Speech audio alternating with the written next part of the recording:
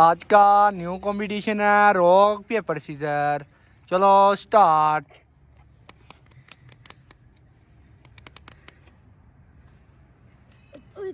तू खाओ। अच्छा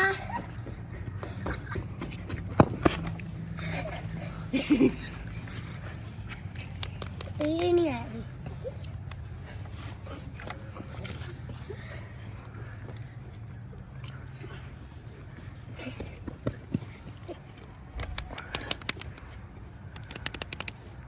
देखते हैं गाइस कौन लेज अपने खत्म करता है सबसे पहले, शाफ या खीजर।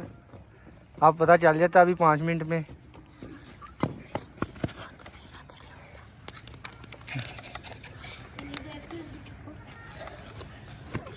खीजर बार बार जा रहा है। अब देखते हैं कौन विनर होता है।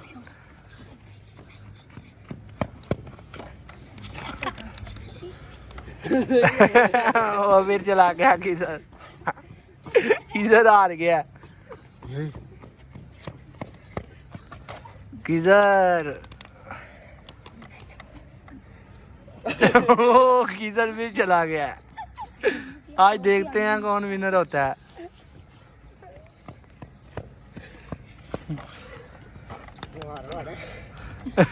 अरे अब हार भी जा। अब हार है शाम। देखते हैं कौन जाता है।